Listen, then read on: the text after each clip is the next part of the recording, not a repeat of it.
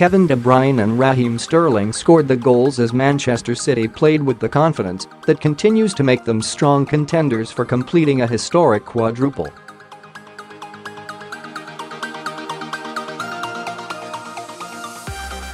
De Bruyne got Pep Guardiola's side on their way in style.A clever free kick that rolled underneath the Cardiff wall as four players jumped, left goalkeeper Neil Etheridge standing.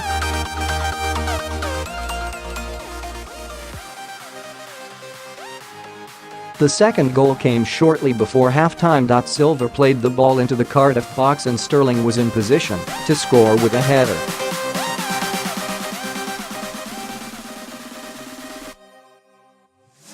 City defended out their lead to the final whistle to seal their spot in the fifth round of the FA Cup.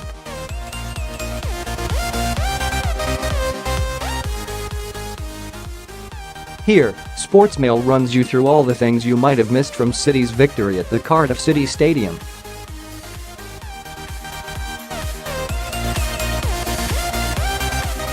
Germany tweeted Cardiff midway through the match to ask them not to hurt their players ahead of the World Cup after Joseph Bennett's horror challenge on Leroy Sane.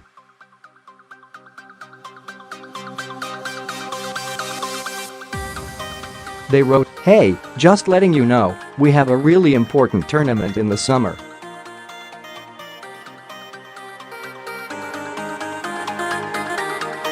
Please don't hurt our players. Thanks." The German winger seemed alright, but was taken off as a precaution shortly into the second half.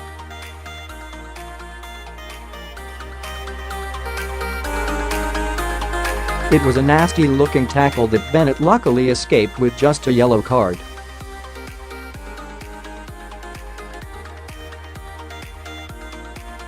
Cardiff are yet to respond to Germany's tweet. Bernardo Silva dribbled into the Cardiff penalty area, jinked back and superbly smashed the ball into the net off the underside of the bar. What's wrong with it?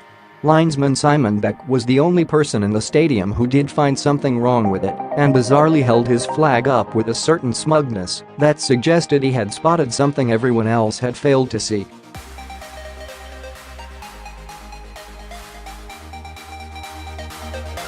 It's important to know at this point that Beck was incorrect.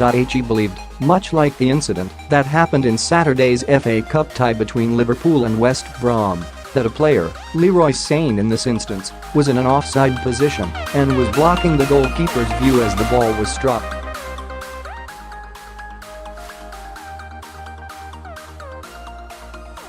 After conferring with Beck, the referee took his word and Silva was denied a wonderful goal.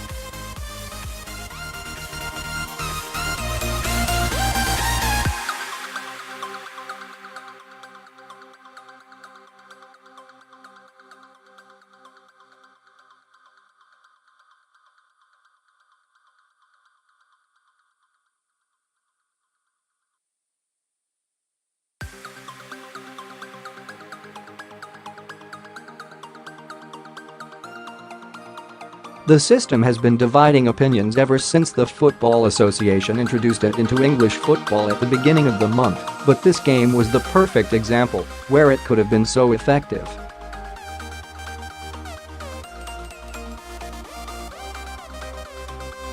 First, the Silva goal, which has already been touched upon. The second time it would have corrected the referee's decision was when Joseph Bennett brought down Sane in full flow on the stroke of halftime.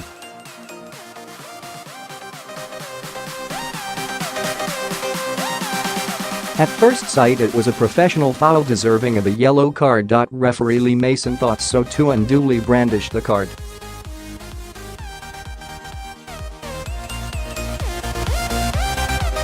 But replays showed the extent of the foul. Bennett's studs, full facing, sunk into the back of Sane's calf.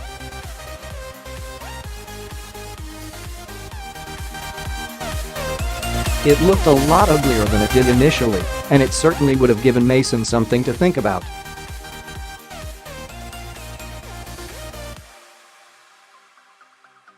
BBC pundit Alan Shearer, who had the benefit of seeing it on replay, thought it was a red card in review.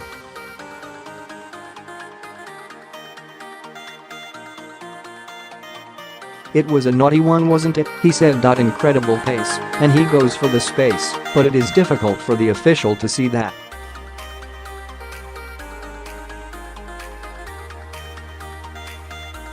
"When we see it on the replay, it's a naughty one, and it's a red card for me."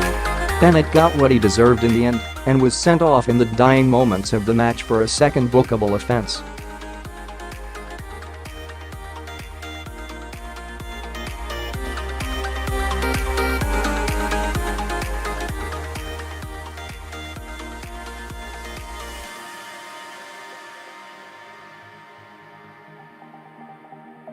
Manchester City were awarded a free kick in a dangerous area after just 8 minutes.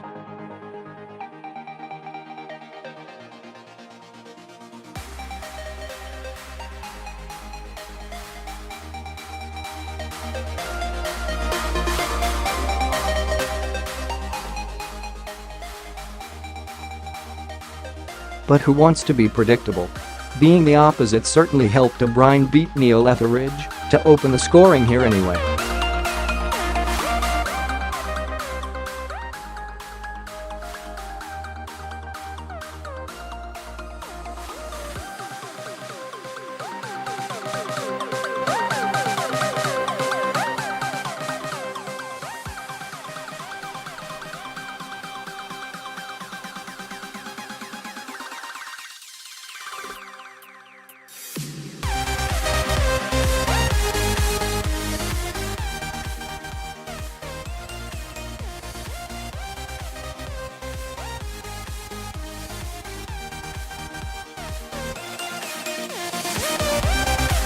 Cardiff fans found solace in defeat as they mocked Manchester City manager Pep Guardiola with a tongue-in-cheek song.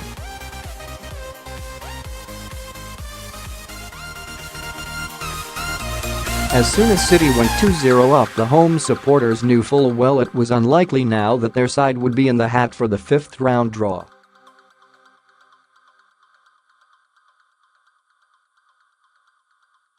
The din of the home crowd grew nonetheless as they sat back and just soaked up the occasion.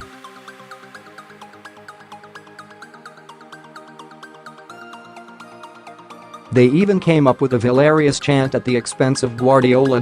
And multiple times throughout the match they were heard singing "You're just a best Neil Warnock."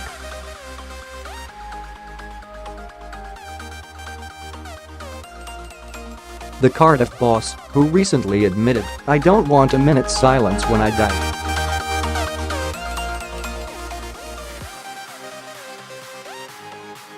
"I'd like a full minute of chanting Warnock as a W would have been in his element."